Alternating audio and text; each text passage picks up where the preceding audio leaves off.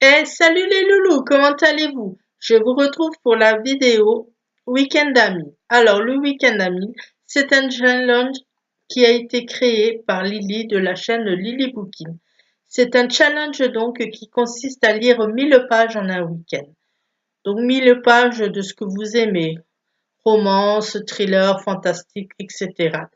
Le but déjà c'est de réussir ce défi personnel et puis surtout après de partager sur Facebook ou sur différents réseaux sociaux les livres que vous avez lus et de vous comparer avec les autres et de voir ce que eux aussi ils ont réussi à lire, ce qui peut aussi vous donner des idées de lecture future ou agrandir votre wishlist. La wishlist, c'est une liste de livres que vous voulez lire. Donc moi, pour ce week-end, bien sûr, je me prends au dernier moment parce que je ne sais pas pourquoi, mais j'étais persuadée que c'était le dernier week-end de novembre. J'ai quand même sélectionné 5 livres que je vais essayer de lire vraiment ce week-end-là. Surtout un en particulier parce que j'ai acheté ce livre l'année dernière au Salon du Livre de Colmar, donc le Salon du Livre de ma ville, à l'auteur Nick Cardell, et je l'ai toujours pas lu. Et là, je le revois fin novembre pour le Salon du Livre 2016, donc j'aimerais vraiment le lire. Donc le premier livre, c'est Nevermore, donc du Nick Cardell. Alors ça, je ne sais pas du tout de quoi ça parle. Je veux me plonger complètement dans l'histoire, vraiment en découvrir toutes les facettes et pouvoir en discuter par la suite avec Nick Cardell. Prochain livre que j'ai sélectionné, c'est La traversée du miroir de Patrick Poivre d'Arvor aux éditions France Loisirs. Je crois que c'est France Loisirs, oui c'est ça. Alors ce livre c'est pareil, de quoi ça parle je ne sais pas du tout, mais vu l'image je pense que ça doit peut-être parler de camps, de réfugiés ou de choses dans ce genre, parce que la plupart des personnes ont l'air d'être assez pauvres, d'être démunies, pardon, de ne pas avoir grand-chose. Donc je vais aussi découvrir ça. La seule chose qu'il y a de marqué sur la quatrième de couverture, c'est un suspense qui ne se résoudra qu'aux dernières lignes, laissant le lecteur stupéfait de l'habileté de l'auteur à nous leurrer par des rebondissements qui appartiennent au genre romanesque le plus agréable et le plus captivant. Patrick Poivre d'Arvor montre un talent certain à se jouer des miroirs et des trompe-l'œil sans pour autant dédaigner une chaleureuse analyse de l'âme humaine. Donc, mystère total. Prochain livre, c'est La fenêtre de Dieu de Cédric Blondelot. Alors ce livre, c'est pareil, je ne sais pas du tout de quoi ça parle, mais il m'intrigue énormément parce que je l'ai depuis le mois de juin et j'en ai entendu parler sur pas mal de groupes de lecture sur Facebook aussi. Et d'après ce que j'en entendais, c'est un livre vraiment super qui entraîne au voyage, au fantastique. Donc, on verra bien. Et ce livre, c'est aux éditions The Book Edition. Donc là, c'est pareil, ça sera vraiment la découverte totale parce que je veux pas en savoir plus.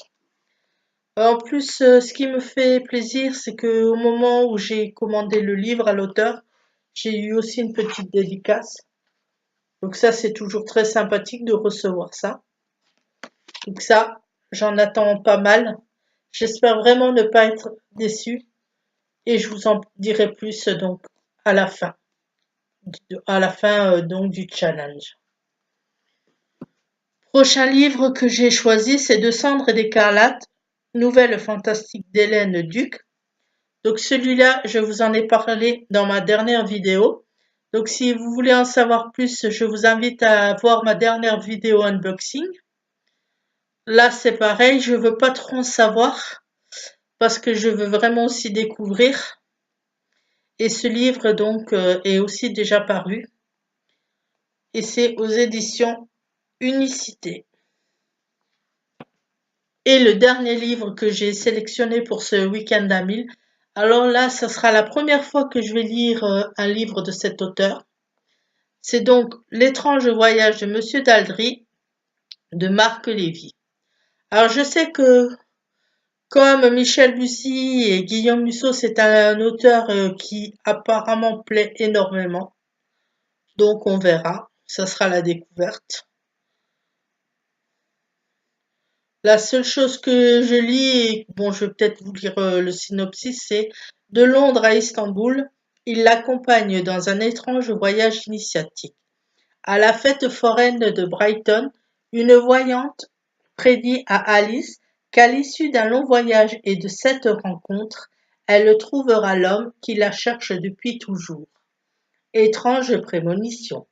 Pourtant, Monsieur Daldry, son excentrique voisin de palier, l'encourage à partir. Ils se connaissent à peine et voilà le duo qui s'envole pour Istanbul. Des bazars étincelants jusqu'aux rives du Bosphore, menant une enquête surprenante à travers les vieilles ruelles de la cité, Alice et Daldry assemblent les pièces d'un puzzle qui, révélant peu à peu les secrets d'un passé enfui, décidera de leur avenir. Donc, pareil, ça sera la découverte totale. J'espère que la plume de l'auteur va me plaire. J'espère vraiment faire une bonne découverte avec celui-là, parce que j'en ai aussi entendu du bien. Et on verra si j'ai le temps de le lire. Donc, si je fais un total de tout ça, je l'ai déjà calculé avant, c'est sympa. Merci la calculatrice sur le téléphone. Ça devrait me faire un total de 1370 pages. Donc c'est déjà pas mal. La dernière fois, j'avais fait, je crois, 1056 pages ou quelque chose comme ça au dernier défi au mois d'août. Donc, ça devrait le faire. Voilà. Et vous, est-ce que vous faites ce week-end à 1000? Qu'avez-vous donc choisi comme livre? Ça m'intéresse, dites-moi-le.